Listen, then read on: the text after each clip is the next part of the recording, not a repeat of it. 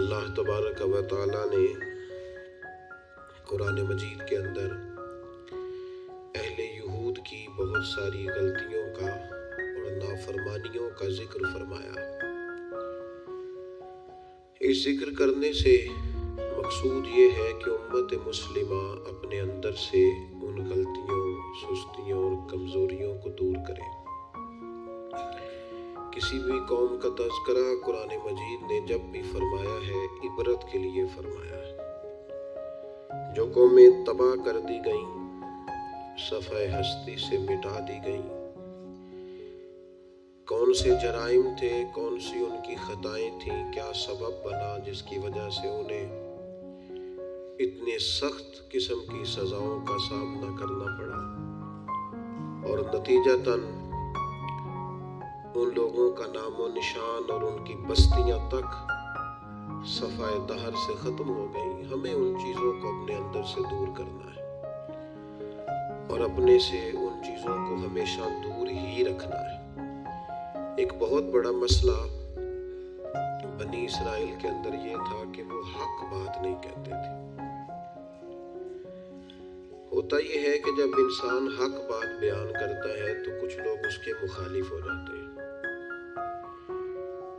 آپ کسی شخص کے ساتھ اتنی دیر تک پوری محبت رکھ پاتے ہیں جب آپ اس کی ہر بات میں اس کی تائید کرتے ہیں۔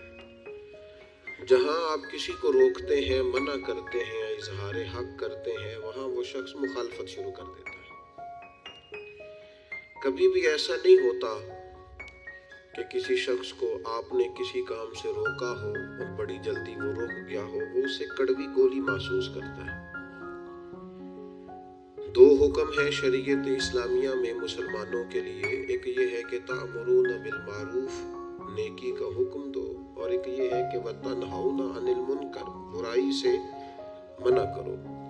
نیکی کا حکم دینا تو آسان کام ہے، خیر کی بات بتانا آسان ہے، لیکن برائی سے روکنا، کسی کو یہ کہنا کہ یار تو یہ کام ٹھیک نہیں ہے، غلط ہے، یہ بات کہنا، یہ بڑا مشکل کام ہے۔ ہم کیا کرتے ہیں، ہمیں پوری خبر ہوتی ہے، پورا علم ہوتا ہے کہ یہ آدمی برائی میں مبتلا ہے، اور کوئی ایسی بات نہیں، کوئی مشکل کام نہیں اسے روکنا، صرف اس لیے کہ میرا مخالف ہو جائے گا، میرے بارے میں اپنے دل میں بوجھ پیدا کر لے گا۔ اس ایک چھوٹی سی لالچ کے لیے ہم اتنا بڑا کام چھوڑ دیتے ہیں جس کی وجہ سے اللہ نے امت کو فضیلت والا بنایا۔ اور بعض ایسے لوگ بھی میں نے دیکھے ہیں کہ جن کے بالکل وہ شخص ماتحت ہوتا ہے، ان کا فرما بردار ہوتا ہے، انہیں اپنا بڑا جانتا ہے، اگر وہ انہیں روکیں گے تو وہ بندہ آسانی سے رک جائے گا۔ وہ شاگرد ہے، مرید ہے، بیٹا ہے، ارادت مند ہے، محبت کرتا ہے، آپ اسے کسی بات سے منع کریں گے وہ غصہ بھی نہیں کرے گا، وہ رک جائے گا۔ لیکن وہ جو تھوڑی دیر کے لیے ہمیں محسوس ہوتا ہے نا کہ ہم نے تو زندگی کو مرتب اس طرح کیا ہے کہ بس جی میں وقت گزارنا ہے، اچھا کہہ کے ٹائم گزارنا ہے، اس کا نتیجہ یہ نکلا ہے کہ معاشرے کے اندر کمزوریاں بڑھ گئی ہیں، غلطیاں بڑھ گئی ہیں۔ آپ کسی کو منصب دے دیں وہ خوش ہوتا ہے، لیکن کسی جگہ سے اسے کہیں کہ تو نے پچھلی صفوں میں رہنا ہے، وہ پریشان ہو جاتا ہے۔ خدا کے بندے، جہاں تیرے اندر کمزوری ہے اس کو اگر تو محسوس کرے گا تو تیرے لیے بڑا فائدہ ہو جائے گا اپنی اصلاح کا، تربیت کا۔ جس کو جہاں روک سکتے ہیں اسے وہاں ضرور روکیں۔ آپ کو پتہ ہے ہمارے بچوں میں غلطیاں زیادہ کیوں بڑھ جاتی ہیں؟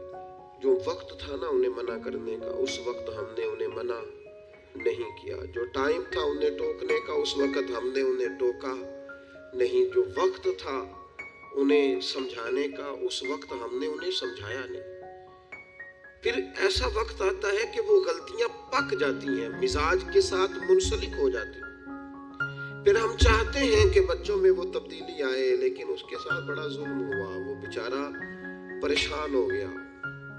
آپ کوئی جملہ غلط پکا لیتے ہیں نا پڑھتے پڑھتے تو وہ پک جاتا ہے، ٹھیک کرانا بھی چاہے بعد میں تو ایک وقت آتا ہے وہ ٹھیک نہیں ہوتا، لیکن اگر وقت پہ اسے ٹھیک کر دیا جاتا تو وہ ٹھیک رہتا۔ اپنوں کے ساتھ پیار کریں، اپنوں کے ساتھ محبت کریں، اپنوں کے ساتھ آپ کا رشتہ خلوص والا ہو۔ آپ دیکھیں وہ کہاں غلطی کر رہے ہیں، وقت پر ان کا ہاتھ پکڑیں۔ فصل کے ساتھ جڑی بوٹی ہو گئے تو میرے بھائی جڑی بوٹی کاٹنا بھی لاڈ ہی ہوتا ہے، وہ بھی فصل کے ساتھ پیار ہی ہوتا ہے۔ بچوں میں، شاگردوں میں، مریدوں میں، بھائیوں میں، دوستوں میں غلطیاں آ جائیں تو ان غلطیوں کو دور کرنا یہ محبت ہے۔ آپ اپنے دوستوں کو منع کریں گے تھوڑی دیر کے لیے، یہی ہے نا کہ وہ آپ کو کہیں گے کہ یار جا تو اپنا کام کر، تو یہ تانا آپ نے کس کے لیے سہا؟ تھوڑی دیر کے لیے وہ آپ کو برا ہی کہیں گے، تو یہ آپ نے جو اپنے اوپر اس شخص کی طرف سے آپ نے تھوڑی دیر کے لیے شدت برداشت کی، تو کس کے لیے برداشت کی؟ آپ خیر کی بات کہیں، آپ اچھائی کا جملہ کہیں، آپ لوگوں کو برائی سے منع کریں۔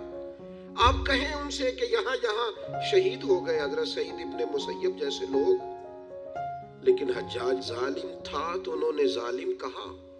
بڑی مار کھائی امام احمد بن حنبل نے، ان کا پورا کرتا اور ان کا پورا لباس اور تہمت خون سے سارا بھر گیا، لیکن انہوں نے بادشاہ وقت کو کہا جو تو کہہ رہا ہے وہ ٹھیک نہیں ہے، تو غلط کہہ رہا ہے۔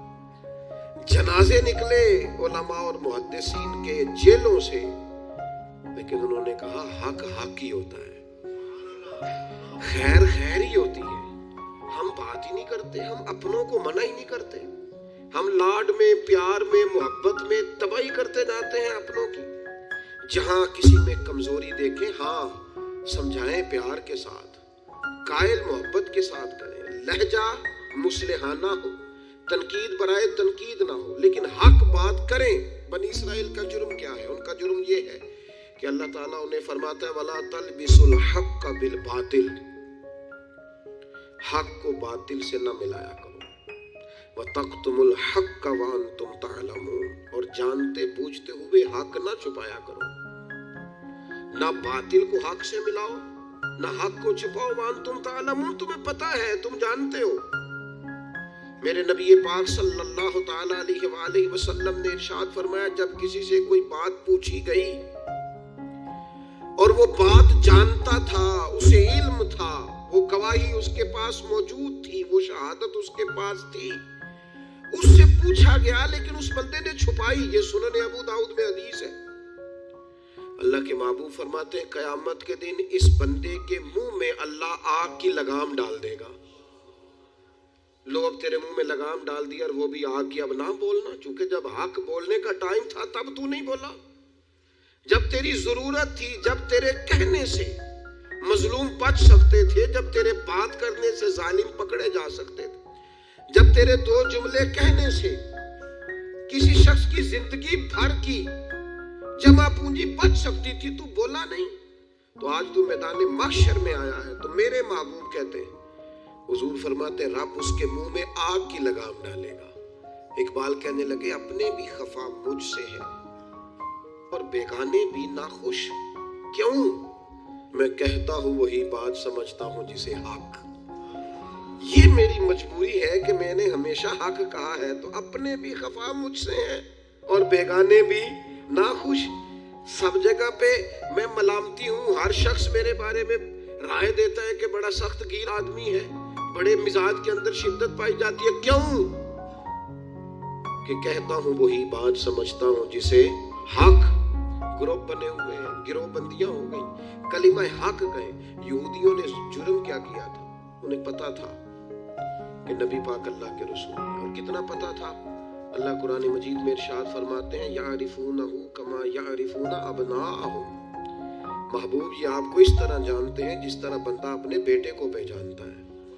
یہ جو اہل کتاب ہے نا، یعرفونہ کما یعرفون ابناءہم، آپ کو اس طرح پہچانتے ہیں جس طرح بیٹوں کو پہچانتے ہیں۔ تو رات کے اندر انہوں نے آپ کی ساری خبریں پڑھ لی ہیں، ایک ایک نشانی جانتے ہیں۔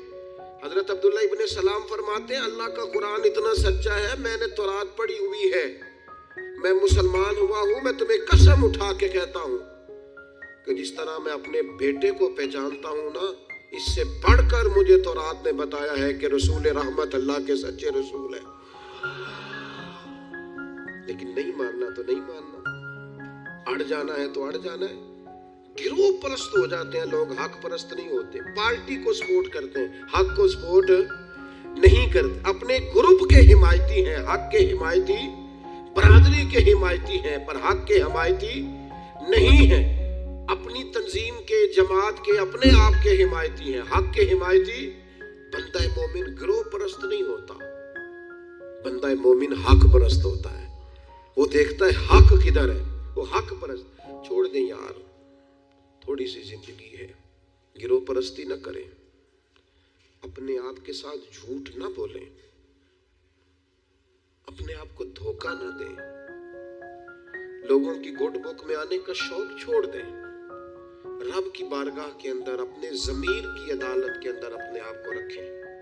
خدا را ساری زندگی اپنی شخصیت کو اور اپنے کردار کے حسن کو چھپا کر نہ گزار دیں۔ ساری زندگی جو آپ کے اندر ایک مومن بیٹھا ہے، اس مومن کو صلح کے وقت کیوں گزارتے ہو؟ وہ اندر جو نبی پاک کا غلام بیٹھا ہے، جس نے اپنے کریم سے سیکھا ہے کہ سارا زمانہ بھی مخالف ہو تو بات وہی کرنی ہے جو حق اور سچ ہے، اس مومن کو کیوں سلاتے ہو؟ اسے تھپکی کیوں دیتے ہو؟ بچے ہمارے جذبہ رکھتے ہیں حق کا، شوق رکھتے ہیں حق کا، مزاج رکھتے ہیں حق بینی کا، ان کی طبیعت میں ولولہ ہے، جوش ہے، ہم انہیں مداحنت سکھاتے ہیں، ہم ان کہتے ہیں نا بیٹا گراؤنڈ ریالٹی دیکھو، نہ میرا بیٹا تم نہ بات کرنا، نہ ہمارا کیا لینا دینا، کاروبار ٹھیک چل رہا ہے، دکان ٹھیک چل رہی ہے، ادارہ ٹھیک چل رہا ہے، خبردار۔ اس کا نقصان یہ ہوا ہے کہ ظلم اور جبر کے ڈیرے عام ہیں۔ جب آپ کو حق سمجھ میں آ جائے پھر دیر نہ کرنا، ورنہ دیر ہو جائے گی، پھر دیر نہ کرنا، پھر اندھیرا ہو جائے گا، پھر دیر نہ کرنا۔ اگر حق کو حق نہ مانو گے، نہ کہو گے، تو پھر اچانک باطل کو ہی لوگ حق سمجھنے لگ جائیں گے۔ پھر تم محسوس کرو گے کہ بہت سارے لوگ ایسے ہوں گے جو اندھیرے میں اٹھیں گے، اندھیرے میں چلیں گے، اندھیرے میں گر جائیں گے، اور اندھیرے میں کوئی ان کا ہاتھ پکڑنے والا نہیں ہوگا۔ اب تو جھوٹ اتنا بولا جاتا ہے کہ لوگ سچ بولنے والے کو اجنبی سمجھتے ہیں۔ اب تو ریاکاری اتنی کی جاتی ہے کہ اخلاص والا بندہ انوکھا محسوس ہوتا ہے۔ اب تو دھوکہ اتنا عام ہے کہ خالص چیز بیچ دی جائے تو لوگوں کے لیے ہضم کرنا مشکل ہو جاتا۔ خدا را بندہ مومن کی یہ شان نہیں ہے۔ ہم، آپ نے ناراض نہیں ہونا، لوگ فتویٰ لینے آتے ہیں، فیصلہ کرانے آتے ہیں، لیکن وہ یہ نہیں کہتے کہ جو میرٹ ہے وہ کر دیں۔ وہ کہتے ہیں جو میں آپ کو کہہ رہا ہوں نا وہ ٹھیک ہے۔ وہ مسئلہ پوچھنے آتے ہیں تو کہتے ہیں جی وہ جگہ اس طرح ہو جائے تو پھر دین یہ بھی تو کہتا ہے نا، پھر اس طرح ہو جائے تو اسلام کا یہ حکم بھی تو ہے نا، اسلام یہ والے حقوق بھی تو بیان کرتا ہے نا۔ تو اب اس نے یہ کہا تھا تو میں جواب میں یوں نہ کرتا، اس نے پھر یہ بات کی تھی تو میرا یہ نہیں بنتا تھا۔ تو میں بہت سارے دوستوں سے خوش طبعی کرتا ہوں، میں کہتا ہوں پھر آپ لکھ دیں بھلا میں نے کیا کہنا ہے، آپ مجھے لکھ کے دے دیں، میں وہ بول دیتا ہوں، اس لیے کہ ساری بات کا تو آپ کو پتہ ہے، آپ تو سب علم رکھتے ہیں، اور آپ تو مجھے اپنی رائے اس طرح سے دے رہے ہیں کہ جس طرح میں وہی کہہ دوں جو آپ، تو پھر آپ کو آنا ہی نہیں چاہیے تھا، گھر میں فیصلہ کر لیتے۔ خدا کے بندے اپنے آپ پر فیصلے نہ کرو، اپنے آپ کو قانون کے حوالے کرو، پروٹوکول سے نکل آؤ۔ میں اور آپ اس رسول کے ماننے والے ہیں جس کریم محبوب نے وصال ظاہری سے پہلے منبر پر بیٹھ کر صحابہ سے کہا تھا میرا ارادہ ہو گیا ہے لوٹ جانے کا، میری طرف سے کسی کو تکلیف پہنچی ہو تو میں حاضر ہوں۔ آنا ذرا ایک ایک کر کے ہم بھی 2 منٹ کے لیے بہو سے پوچھ نہ لیں، داماد سے پوچھ نہ لیں، جس بیوی نے ساری زندگی کوڑے کے نیچے وقت گزارا ہے اس سے پوچھ نہ لیں کہ تم میری طرف سے راضی ہے کہ ناراض ہے، پڑوسیوں سے 1-2 دفعہ بات کر نہ لیں۔ ایک صحابی اگر میدان بدر کے اندر عرض کرتے ہیں کہ یا رسول اللہ اپنے صفے سیدھی کراتے وقت مجھے تیر چبویا ہے، حضور تو معصوم عن الخطا ہے، محبوب کے لیے تو یہ تصور کرنا جرم ہے، لیکن ہماری تعلیم کیا کہتے ہیں؟ حضور مجھے تیر چبھویا ہے. تو محبوب کیا فرماتے ہیں؟ مجھے استثناء حاصل ہے. وزیر اعظم پر، گورنر صاحب پر اور صدر پر پرچہ ہی نہیں ہو سکتا. میں چونکہ فلاں عہدہ رکھتا ہوں لہذا میرے ساتھ کیسے تو نے بات کر لی؟ یہ میرے رسول کا دیا ہوا طریقہ ہے. محبوب کریم نے گویا اپنے لفظوں میں بات کر رہا ہوں. حضور نے جو قانون بنایا تھا محبوب نے خود اپنے آپ کو اس قانون کے حوالے کیا. فرمایا آ جا میں کرتا ہٹاتا ہوں تو بدلہ لے لے. نا آؤ نا 2 منٹ کے لیے اپنے آپ کو کٹہروں میں کھڑا کرو نا. آؤ جس جگہ پہ بیٹھ کے 25-30 سال سرکاری نوکری کی ہے، آؤ نا اپنے آپ کو کٹہرے میں کھڑا کرو. اپنی عدالت میں اپنے آپ کو پیش کرو. نوکری کی ہے کہ تعلقات نبھائے. سرکاری نوکری کی ہے کہ افسروں کو راضی کیا ہے. آؤ نا جن کو منصب ملے ہیں، منصب جن کو عہدے ملے ہیں، جن کو بڑا کچھ ملا ہے، وہ تھوڑی دیر کے لیے آئے نا اپنے آپ کو کٹہروں میں کھڑا کریں. وہ پیر صاحب، وہ مولوی صاحب جن کے لوگوں نے ہاتھ بھی چومے اور ان کے پیروں میں نذرانے بھی ڈالے اور گھنٹوں لوگوں نے سڑکوں پہ پھول لے کے جن کا استقبال بھی کیا اور جن کے بچوں کو بھی لوگوں نے سلوٹ کیا کہ یہ شیخ کی اولاد ہے، وہ آئے نا کبھی کٹہرے میں کھڑے ہو کے بتائیں نا جس دین نے انہیں اتنا دیا ہے انہوں نے اس دین کو کیا دیا ہے. وہ اپنی عدالت میں خود پیش ہوں، وہ بتائیں کہ تم بتاؤ نا تمہارے ارد گرد والے بہت سارے لوگ وہ بھی ہیں جو چھاپڑی لے کے سودا بیچنے جاتے ہیں. تمہارے ساتھ اٹھنے بیٹھنے والے وہ بھی ہیں جو 30-40 ہزار کی نوکری کرتے ہیں. خس خس جنہ قدر نہ میرا تے صاحب نو وڈیائیاں، میں تے گلیاں دا روڑا کوڑا تے محل چڑھایا سائیاں. تو دے نہ جواب دے، لیکن حق بات کی ضرورت ہی نہیں. مزاج ہی نہیں، طے کر لیا ہے کہ حق نہیں کہنا. صرف گروپ بندی کرنی ہے، صرف مزاج یہ بنا لیا ہے کہ میں کسی کو ناراض نہیں کرنا چاہتا. ہو جائے ساری دنیا ناراض ہوتی ہے، بس یہ سوچ کے رات سو جانا سارے ناراض ہو جائیں تو کام چل جائے گا، کہیں اللہ رسول نہ ناراض ہو جائے. یہ سوچ کے سویا کرو. ہمارا حضرت صفیہ رضی اللہ تعالیٰ عنہ ام المومنین ہے. آپ کا چونکہ ایک یہودیوں کی فیملی سے تعلق تھا، فرماتی میرے والد اور میرے چچا مجھ سے بڑا پیار کرتے تھے، میری طرف بڑی توجہ رکھتے تھے. تو میں جس دن حضور مسجد قباء کے قریب تشریف لائے تو میرے چچا اور والد حضور سے مل کے آئے. تو ان کی کیفیت اتنی بدلی ہوئی تھی، انداز اتنا بدلا ہوا تھا کہ میں ان سے ملنے گئی تو انہوں نے توجہ ہی نہیں کی. میں دروازے تک ان کے استقبال کو گئی، انہوں نے توجہ کوئی نہیں کی، بڑے عجیب سے پریشان تھے. پانی پوچھا تو انہوں نے اس پر بھی کوئی بات نہ کی. ایک دوسرے سے وہ کلام کرنے لگے والد اور چچا. تو میرے چچا والد سے پوچھتے ہیں کہ وہ جو تورات میں ہم نے نشانیاں پڑھی تھی یہ وہی نبی ہے؟ تو میرے والد کہنے لگے حرف حرف سچا ہے، یہ وہی پیغمبر ہے. تو میرے چچا کہنے لگے پھر خیال کیا ہے آپ کا، کرنا کیا ہے؟ تو کہنے لگے میں جب تک زندہ رہوں گا معاذ اللہ ان کی مخالفت کرتا رہوں گا.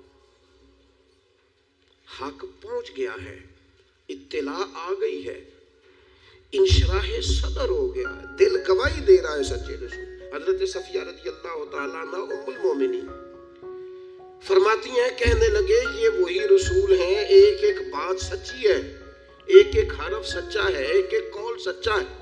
ان کی تو ادائیں بھی وہی ہیں جو تورات زبور انجیل میں لکھی ہیں، لیکن میں ساری زندگی مخالفت کروں گا. ہم نے غور کرنا ہے یہودیوں والی یہ عادت کہیں مسلمانوں میں تو سرایت نہیں کر گئی، جس کا ہمیں پورا پتہ چل جاتا ہے یہ حق ہے، ہم اس کے بھی مخالف ہیں. جس بات کے بارے میں انشراح صدر ہو جاتا ہے، دل گواہی دیتا ہے کہ بات بالکل ٹھیک ہے، اس کو بھی قبول نہیں کرتے. تو اہل یہود کا طریقہ ہے. مسلمانوں میں کیسے آ گیا؟ یہ کب ہوتا ہے؟ یہ کیوں ہوتا ہے؟ کیا چیز وجہ بنتی ہے کہ جب انسان اس طرح کا رویہ اختیار کرتا ہے؟ تو قرآن مجید نے اسے بھی بیان کیا. فرمایا ارأیت من اتخذ الہہ ہواہ، کیا آپ نے اس شخص کو دیکھا ہے جس نے اپنے نفس کی خواہش کو ہی اپنا خدا بنا لیا؟ ارأیت، کیا آپ نے دیکھا ہے من اتخذ الہہ ہواہ، اس شخص کو دیکھا ہے جس نے خواہش نفس کو ہی خدا مان لیا۔ نبی پاک صلی اللہ تعالی علیہ وسلم نے ارشاد فرمایا، آسمان کے سائے کے نیچے اللہ کے سوا پوجے جانے والے معبودوں میں سے سب سے سنگین اللہ کے نزدیک وہ معبود ہے جو لوگ اپنے نفس کی خواہش کو معبود بنا کے پوجتے ہیں۔ رب کہتا ہے انہوں نے اللہ کے مقابلے میں معبود بنا لیا۔ کس کو؟ نفس کی خواہش کو۔ ایک طرف اللہ کا حکم ہے، ایک طرف نفس کی خواہش ہے، چلتے کس طرف ہے؟ رب کہتا ہے انہوں نے نفس کی خواہش کو اپنا معبود بنا لیا، اللہ کا حکم نہیں مانتے۔ میں آپ سے ایک بات پوچھتا ہوں، جنازے کو بھی نماز ہی کہتے ہو نا؟ اس کا پورا نام کیا ہے؟ وہ بھی نماز ہے، اور فجر والی بھی نماز ہے۔ کتنا دوڑ رہا ہے بندہ، محلے کا ایک علاقے کا ایک بااثر آدمی انتقال کر گیا، دوڑ رہا ہے، چھٹی لی ہے، بھاگا آیا ہے، جلدی سے وضو کیا، جنازہ پڑھنا ہے، لمبا چوڑا رش ہو گیا، صفیں گنی نہیں جا رہی، سر گنے نہیں جا رہے۔ یہ کس لیے آئے؟ کہتے نماز پڑھنے ہیں جنازے کی۔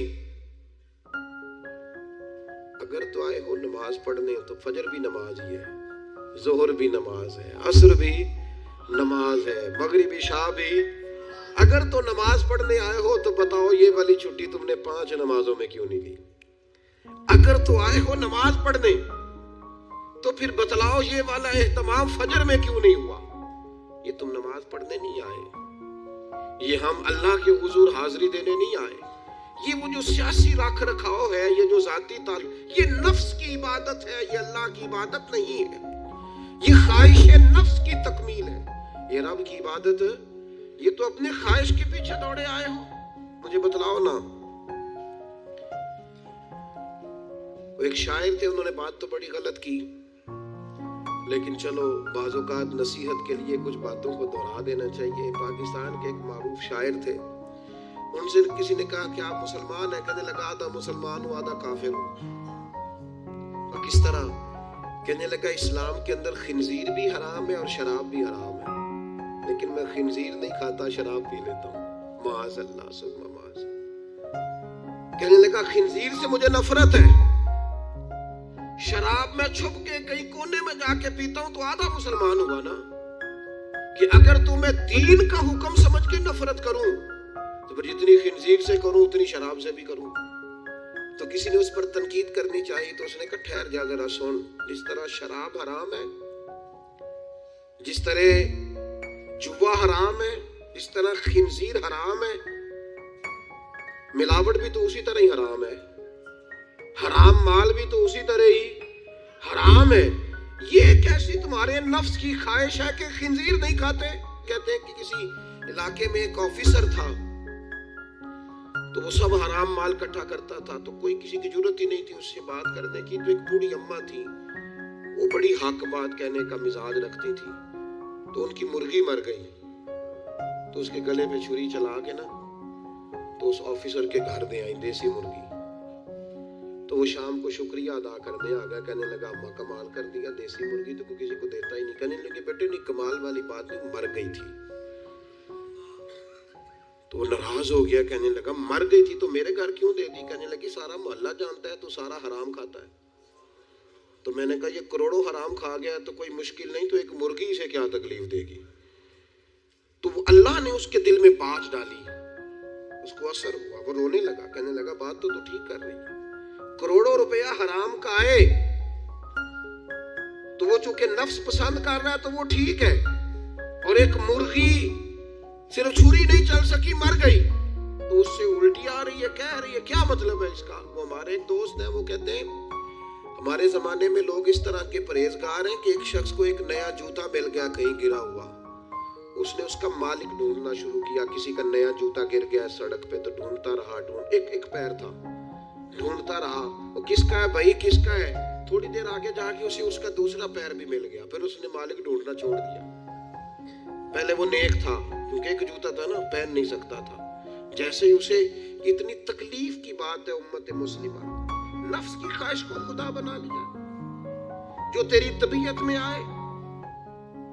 वैसे माँ बाप को तू वक्त नहीं दे सका, वैसे अगर तुझे कहा जाए कि माँ बाप की तरफ से किसी यतीम बच्चे का खर्चा उठा ले, वो तू नहीं उठा सकता।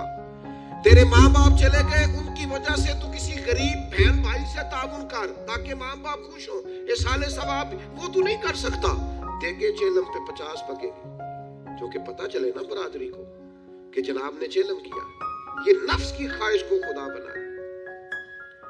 सियासी इफ्तारियां हो रही हैं, किसी की नीयत पर शक नहीं, अच्छी नीयत से लोग इफ्तारी कराते होंगे, लेकिन वो घरों का भी तो हमें पता है ना कि जहां लोग आटा भी इसलिए थोड़ा पकाते हैं कि कल भी इसकी जरूरत है।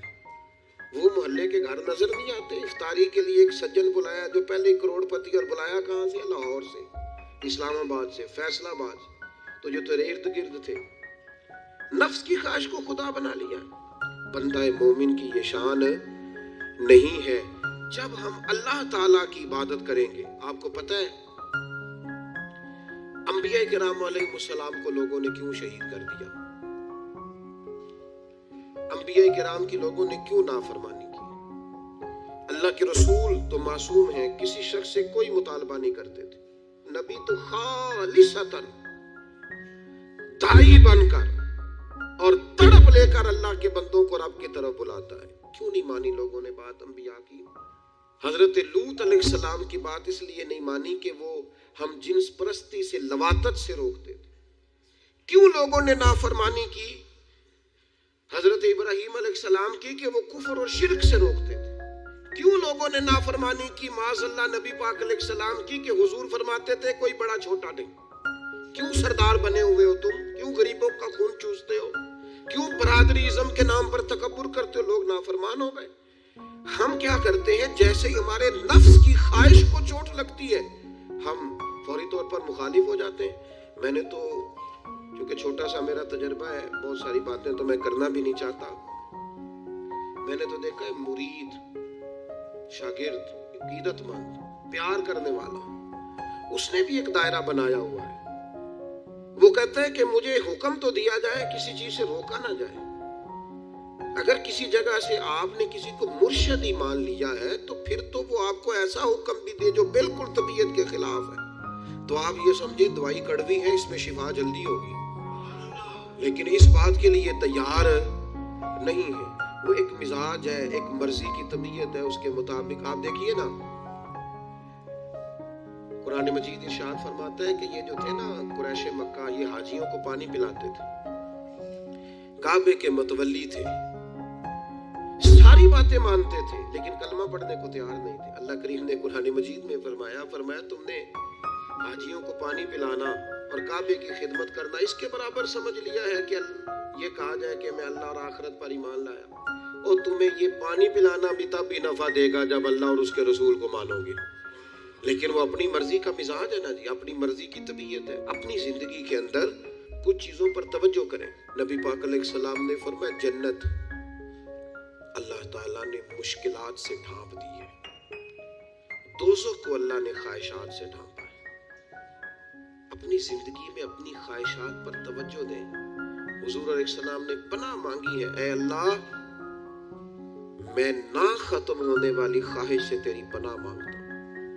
अपनी ख्वाहिशात पर, ये जो हम पीरी मुरीदी करते हैं ना, ये जो बैत का सिलसिला होता है, इसमें सबसे पहला तरीकत का हुक्म ये है कि मुर्शिद आपको वो हुक्म देगा जो आपकी मर्जी के खिलाफ, और अगर आप उसे सही करके कबूल करेंगे ना, देखें बंदा अल्लाह का बंदा कब बनता है? अल्लाह का बंदा तब बनता है जितना मजा उसे नींद में आता है ना, अगर उतना ही मजा उसे फजर के वक्त नींद छोड़ने का है ना, फिर वो रब का बंदा है। उतने मजे से ही वो उठे, जितना मजा उसे रोटी खाने का आता है ना, उतना ही मजा उसे रमजान में रोजा रखने का है, फिर वो अल्लाह का हकीकी फरमाबरदार है। जितना लुत्फ उस शख्स को अल्लाह तबारक व तआला की दी हुई नेमतों को इस्तेमाल करने का आता है ना, उतना ही मजा उसे अगर अल्लाह की बारगाह में मुजाहिदे का आए, फिर वो रब का बंदा है। तो अपने मिजाज के अंदर हक कहने का हौसला पैदा करें, آپ کے دائیں بائیں جو لوگ غلطیاں کریں انہیں محبت سے سمجھانے کی کوشش کریں، اور کچھ تھوڑا سا نا نفس کی مخالفت کا جو آپ کی طبیعت میں چاہے وہ ہو جائے تو مزہ کیا رہا۔ ایک بات آپ نے آج کے جمعے سے بطور سبق لے کے جانی ہے، نفس کی تھوڑی مخالفت کریں، چھوڑ دیں اندر باہر لڑنا، اپنے آپ سے لڑنا شروع کریں، اپنے آپ سے تھوڑا سا جہاد شروع کریں۔ ہمارا سب سے زیادہ مسئلہ اپنے ساتھ ہے، ہمیں کسی نے پریشان نہیں کیا، صرف ہماری اپنی خواہشات نے پریشان کیا۔ آپ خواہشات سے تھوڑا سا لڑیں، ایک ایک دو دو کر کے خواہشات کو چھوڑیں، آپ خود محسوس کریں کہ زندگی حسین ہو گئی ہے۔ میرے ایک سنگی ہیں، اختلاف ہو گیا ان کا گھر کے اندر، تو میں نے بلایا، میں نے کہا کیا ہوا ہے؟ تو انہوں نے پہلے سٹے آکھیا، انہوں نے کہا حضور ساری غلطی میری ہے، بڑی کوشش کرنا پر میرا اپنے آپ تے کنٹرول ہے۔ میرا دل خوش ہو گیا، ورنہ آج کل ساری غلطی میری ہے، یہ تے سوال ہی نہیں نہ پیدا ہوتا، میں تے غلطی کراں، یہ کتے لکھے میں ہی تے نہیں کرتا، باقی ساری دنیا کرتی۔ یہ چھوڑ دے، یہ بہت بڑی بات ہے کہ انسان تھوڑا سا دو قدم پیچھے ہٹ کے کہ نہیں، غلطی تو ساری ڈھونڈتا پھرتا ہوں۔ اے اقبال میں اپنے آپ کو ڈھونڈتا پھرتا ہوں، اے اقبال اپنے ڈھونڈتا پھرتا ہوں، اے اقبال اپنے آپ کو، آپ ہی گویا مسافر، آپ ہی منزل ہوں میں، وما علینا الا البلاغ۔